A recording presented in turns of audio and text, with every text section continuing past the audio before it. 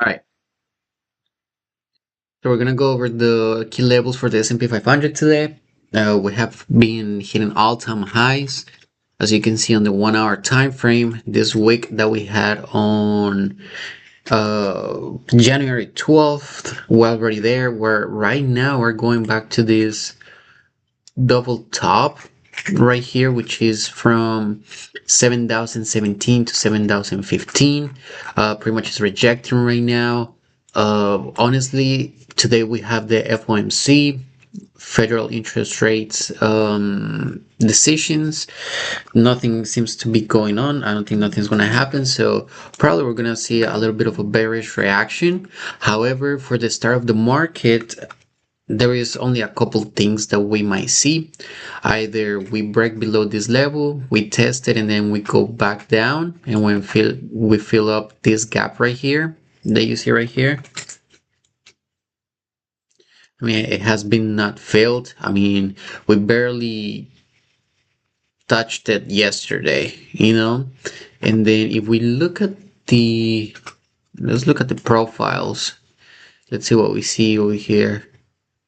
Yeah, it touched a very high. And right now we're touching the value high too as well. So yeah, we have this area. We also have this area. So honestly, guys, we could be seeing, another drop on the S&P 500. But for the most part, I'm gonna lean on the bullish side. So a couple of plays that can happen today. All right. So we can go all the way up here to the all-time high supply zone. Go ahead and change this to a demand.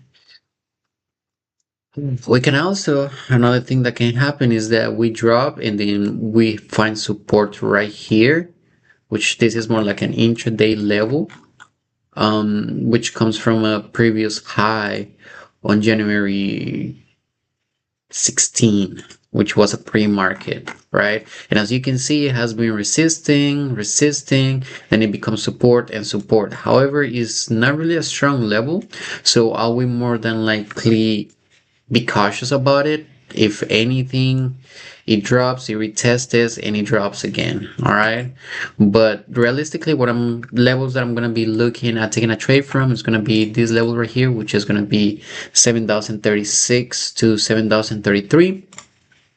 Definitely this level, which is the 7,017 to 7,015. Again, they're really tight levels. If you get through it, the goal is just to find exactly what is going on before it happens. Read the order book with the book map and see exactly what it's going on, right? But yeah, I mean, worst case scenario, we take a look at this level right here and this level over here. Okay, but the S&P has a pretty good structure right now, as you can see. It's going on an uptrend. Literally, that's all it is doing, is going on an uptrend. We check out the 1 hour, is just going on an uptrend. Every level is like a ladder. Okay, so or definitely we can drop even down to this level over here. Yep. I mean, we'll see, because this is the gap level. This is where we have this huge gap, and then we went all the way back down, and then yep. Well, we'll see. We'll see how it goes. But anyways, that's kind of like the pre-market plan for today. I mean, we have FOMC at what time today? Well, Canada is having a interest rate in 20 minutes, and then Wednesday we have some oil stuff, the bill action. Well, we don't have a FOMC. Oh yeah, it's at 1 p.m. So we'll see what happens at 1 p.m. today.